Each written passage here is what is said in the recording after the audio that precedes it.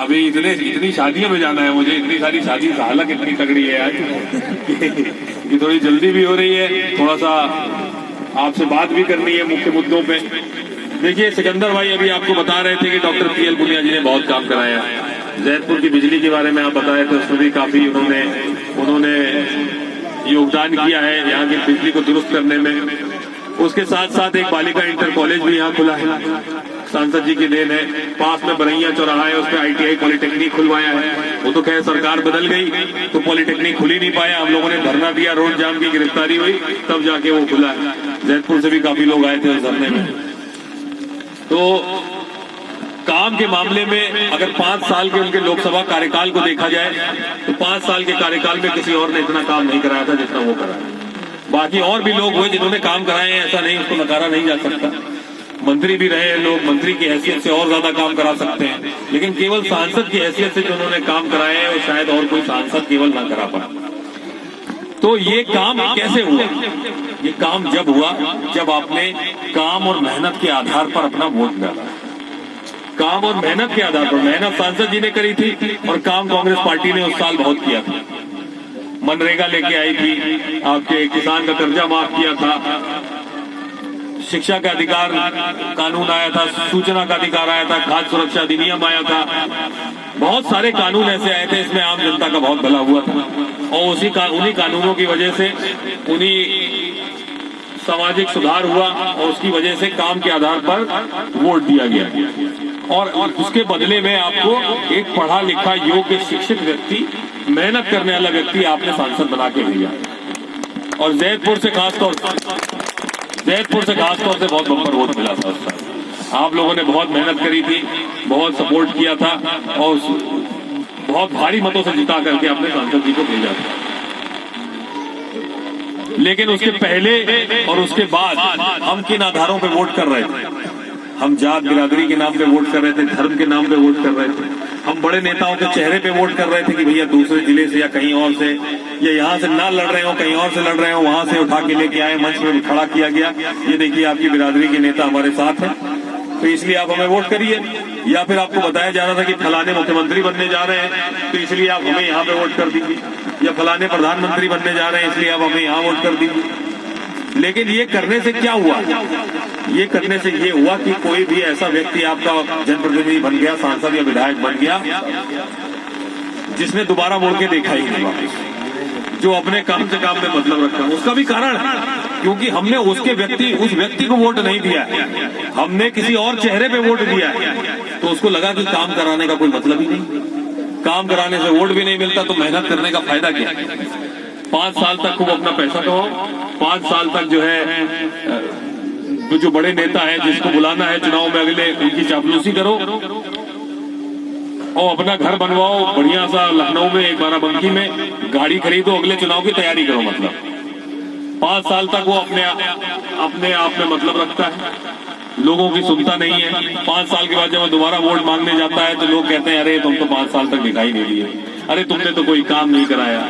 लेकिन काम कराने का अधिकार तो हम खुद ही खो चुके थे, हम खो चुके थे अधिकार जब हमने उनको मेहनत और काम के आधार पर वोट नहीं दिया था, हमने किसी और के चेहरे पे वोट दिया था, बड़े आदमी के नाम पे वोट दिया था, और तो मैं कहता हूं पार्टी के नाम पे भी वोट दिया था। तो जब हम उसको खुद ही मैसेज दे रहे हैं कि काम मत करो, काम करने से वोट नहीं मिलता है, तो फिर वो काम क्यों करेगा? वो तो खुद ही अपने घर में बैठेगा आराम से। और यही कारण है हमारे पिछड़ेपन का और पूरे उत्तर प्रदेश के पिछड़ेपन का। हमने अगर मेहनत पे, अगर योग्यता देख के, शिक्षा देख के एक साथ मन बनाया कि नहीं ये बढ़िया आदमी है, ये हमारे लिए मेहनत कर सकता है, इससे जब हम मिलने जाते हैं घर पे तो ये मिलता है, जब हम इसे बुलाते हैं तो ये आ जाता है, फोन पे बात हो जाती है, सुख दुख में शामिल होता है, शादी ब्याह में आता है। तो जब ऐसे व्यक्ति को आप चुनेंगे तो अपने आप को अहमियत देगा जनता को, जो अहमियत उसे देनी चाहिए वोट की। अभी अहमियत आम आदमी की नहीं है, जनता की नहीं है, वोटर की नहीं है, अभी अहमियत बड़े नेता की है जिसकी वजह से वोट मिल रहा है आपको। अभी वोट उसकी वजह से मिल रहा है, उसको पता है कि बाद में अरे कहाँ जाएंगे घूम फिर के, तो घूम फिर के यहीं आएंगे, वापस यही वोट देना पड़ेगा, मजबूरी है उनकी। ये मानसिकता को हमें बदलना है। तभी काम करने वाला आदमी आपका विधायक बनेगा, आपका सांसद बनेगा। इस मानसिकता को बदलना बहुत जरूरी। अगर कोई आदमी मेहनत कर रहा है, आपके बीच में है, आपके काम भी करा सकता है वो, तो उसको चुनिए ना। जीतने के बाद वो कहेगा कि हाँ, इस जनता ने मुझे जो है बहुत सम्मान दिया है, मैंने मेहनत की, उसका फल मुझे ऐसा मिला कि इन्होंने मुझे वोट दिया, मुझे बनाया, हाथ में ताकत दी। 5 साल के बाद फिर जाना है मुझे मांगने वोट, 5 साल के बाद फिर जाना है मांगने वोट, और काम के आधार पर ही मांगूंगा मैं वोट। मेहनत करेगा वो और दुगनी ताकत लगा करके। तो ये जो चक्र है कि काम करने वाले व्यक्ति को वोट नहीं मिला, वोट किसको मिला, बड़े आदमी को, वो काम फिर नहीं कराएगा, तो ये जो चक्र है इसको तोड़ना बहुत जरूरी है। और इसको तोड़ने के लिए हम लोग एक संकल्प लेना चाहते हैं कि भैया हर जगह जहां आप जाएं वहां पे एक चीज जरूर बोले कि भैया ऐसे आदमी को आप अपना विधायक बनाएं जो कम से कम विधायक बनने के लायक तो हो, आपका जनप्रतिनिधि बनने के लायक तो हो, जो आपके कम से कम इतना पढ़ा लिखा हो, उसको पता हो कहां से पैसा लाना है, किसको देना है, किसके ऊपर दबाव डालना है, किसके ऊपर दबाव डालना है काम करने के लिए। अब मान लीजिए कि आपके सरकार बन गई, मुख्यमंत्री बन गया, मुख्यमंत्री बन गया, उसने बढ़िया से स्कीम बनाई, भेज दी कि ये लो पैसा आया, लेकिन उसको लागू कौन करेगा, उसको पैसे को लेकर के काम शुरू कौन करवाएगा, वो अधिकारी करवाएगा, प्रशासन करवाएगा।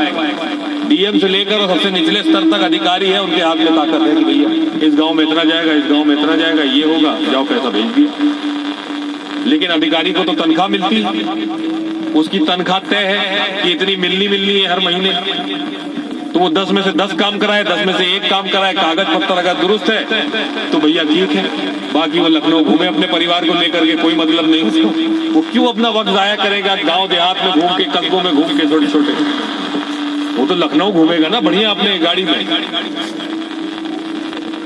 लेकिन एक जनप्रतिनिधि का, एक विधायक का क्या काम आता है अभी यहाँ पे कि जब जनता उसके पास आए, उससे मिले, कहे कि ये काम नहीं हो रहा है, इसका पैसा आया था, ये कहाँ गया पता नहीं, गायब हो गया, शौचालय बना था, 1 बोरी सीमेंट में बन गया, गिर जाएगी दीवार, कहाँ से करेंगे जाए। तो ये सब बात जब उसको पता चलेगी तो वो डीएम के ऊपर, संबंधित अधिकारी के ऊपर दबाव बना करके आपका काम करवाएगा, दबाव बनाएगा, विरोध करेगा, प्रदर्शन करेगा।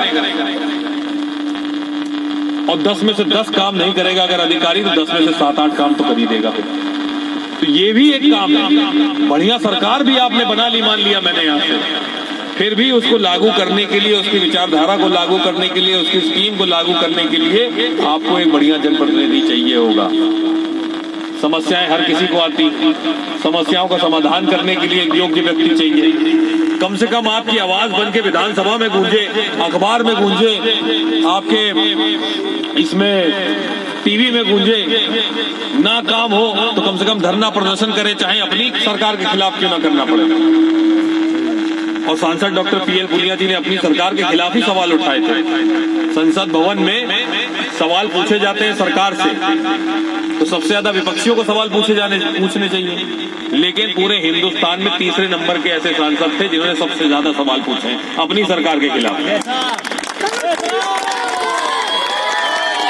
तो अपनी सरकार के खिलाफ पूछे, जो जनता की आम समस्याओं को लेकर के उन्होंने सवाल उठाए थे। तो ऐसा व्यक्ति भी चाहिए जो जनता की समस्याओं को समझे, जो उनकी बात समझे।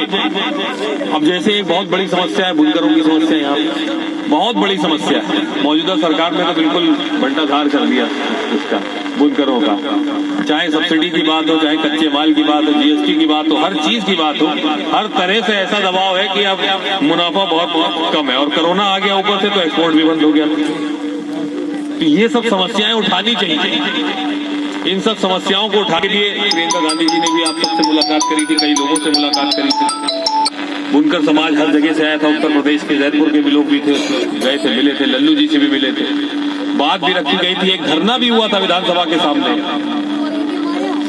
तो और प्रियंका गांधी जी वाकिफ है आपके इस समस्या से, तो उसका समाधान करने के लिए उन्होंने भी कुछ सोचा है, कुछ प्रतिज्ञा ली है, उसका भी किया जाएगा। और यहाँ पे जो है एक आपकी बड़ी समस्या है, कब्रिस्तान की भी समस्या है।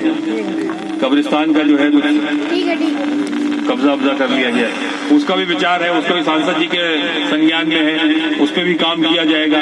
तो ये सब समस्याएं जो निकल के आती हैं। मेंथा की खेती का एक बहुत बड़ी समस्या है, पेपरमिंट के तेल के ऊपर 14.5% का टैक्स लगा हुआ है, जबकि वो किसानी खेती बाड़ी में आता नहीं है, उसको लाने के संघर्ष किया जाएगा। डिग्री कॉलेज, इंटर कॉलेज भी बहुत सारे खोलने की जरूरत है आसपास के इलाकों में, थोड़े दूर दराज इलाकों में नहीं है, आपके जैतपुर में तो है, लेकिन मेरे ख्याल से पर्याप्त अभी भी नहीं, उसको बढ़ाने की जरूरत है। खासतौर से महिला बालिका इंटर कॉलेज, डिग्री कॉलेज की बहुत जरूरत है। तो ये सब चीजें हैं, ये छोटी छोटी समस्याएं, जब बात करेंगे, लोगों से समझेंगे, तभी ये निकल करके आएंगे। मेरा निवेदन आपसे ये है, विनती है आपसे कि इस बार जात, बिरादरी, धर्म और बड़े चेहरे और मुख्यमंत्री, प्रधानमंत्री, इन सब को किनारे रख के इस बार शिक्षा को देखते हुए, योग्यता को देखते हुए, मेहनत को देखते हुए आप अपना विधायक चुने, ना कि अपनी सीधे सरकार चुने। अपना नेता चुनिए जो आपके लिए काम करे, आपके काम आ सके और आपके सुख दुख में शामिल भी हो। वो यही मेरा निवेदन था कि हाथ के पंजे वाला बटन इस बार जरूर दबाएं, जो चौथे नंबर पे है। चौथे नंबर का बटन है, 3 छोड़ के चौथे नंबर पे जो हाथ के पंजे का बटन होगा, उसको दबा करके इस बार कांग्रेस को ही जिताइएगा। बहुत बहुत धन्यवाद एक बार आप सभी का, जो आप लोगों ने अपना समय दिया।